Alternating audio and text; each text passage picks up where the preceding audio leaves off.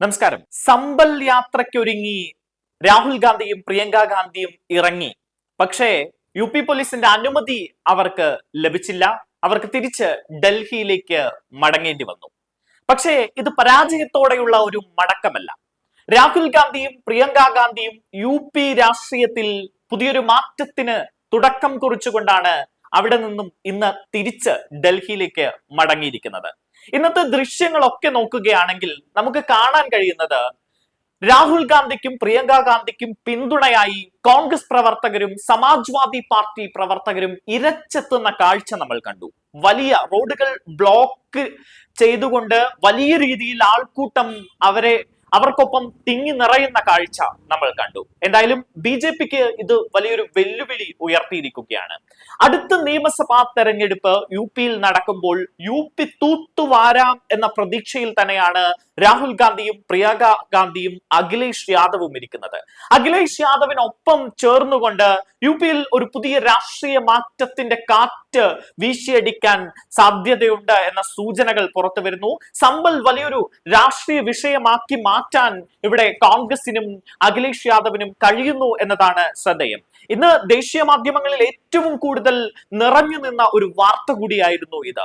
രാഹുലും പ്രിയങ്കയും സമ്പലിലേക്ക് പോകാൻ ഇറങ്ങുന്നു. പോലീസ് അവർക്ക് അനുമതി നിഷേധിക്കുന്നു. താൻ ഒറ്റയ്ക്ക് പോലീസ് വാഹനത്തിൽ അങ്ങോട്ട് പോകാമെന്ന് അടക്കം രാഹുൽ പറഞ്ഞു നോക്കുകയാണ്. എന്നിട്ടും ഉത്തർപ്രദേശിൻ പോലീസിന് രാഹുലിന് അനുമതി നൽകാൻ കഴിയുന്നില്ല, അനുമതി നൽകുന്നില്ല. ഒടുവിൽ രാഹുൽ ഭരണഘടനയുടെ ആ കൈപ്പുസ്തകം ഉയർത്തി കാണിച്ചുകൊണ്ട് മാധ്യമങ്ങളോട് പറഞ്ഞു, പ്രതിപക്ഷ നേതാവ് എന്ന നിലയിലുള്ള എന്റെ അവകാശം പോലും ലംഘിക്കപ്പെടുകയാണ്, ആ അവകാശം പോലും ലഭിക്കുന്നില്ല എന്ന്. അങ്ങനെ അവിടെ നിന്ന് ഡൽഹിയിലേക്ക് രാഹുലും പ്രിയങ്കയും മടങ്ങുമ്പോൾ രാഷ്ട്രീയത്തിൽ അഖിലേഷ് യാദവും പ്രിയങ്ക ഗാന്ധിയും രാഹുൽ ഗാന്ധിയും തുടങ്ങി വെക്കുന്ന പുതിയൊരു അധ്യായമുണ്ട്. യുടെ അടുത്ത നിയമസഭാ തെരഞ്ഞെടുപ്പിൽ ഈ സഖ്യം വലിയ രീതിയിൽ ചലനമുണ്ടാക്കും എന്ന സൂചനകളാണ് രാഷ്ട്രീയ നിരീക്ഷകർ ചൂണ്ടിക്കാണിക്കുന്നത്. ഉത്തർപ്രദേശിലെ സമ്പലിൽ സംഘർഷാവസ്ഥയ്ക്കിടയാക്കിയ അഭിഭാഷക സർവേ നടന്ന ചംദോസി സന്ദർശിക്കാനെത്തിയ ലോക്സഭാ പ്രതിപക്ഷ നേതാവ് രാഹുൽ ഗാന്ധിയുടെ നേതൃത്വത്തിലുള്ള സംഘത്തെ പോലീസ് തടഞ്ഞു. അവർക്ക് തിരിച്ചു വരേണ്ടി വന്നു. എന്നാൽ പ്രവർത്തകരെയും നേതാക്കളെയും തടഞ്ഞ പോലീസിന് അല്ലെങ്കിൽ BJP സർക്കാരിന് വലിയ രീതിയിൽ അടി കിട്ടിയിരിക്കുകയാണ്.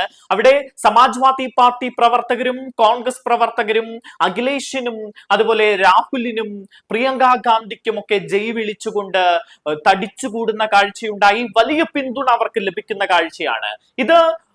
യോഗി ആദിത്യനാഥിന്റെ ഉത്തർപ്രദേശിൽ ലോക്സഭാ തെരഞ്ഞെടുപ്പിൽ ഉണ്ടായ പോലെ വലിയ രീതിയിൽ ഒരു തിരിച്ചടി നിയമസഭാ തെരഞ്ഞെടുപ്പിലും ഉണ്ടാകുമെന്ന പ്രതീക്ഷയാണ്.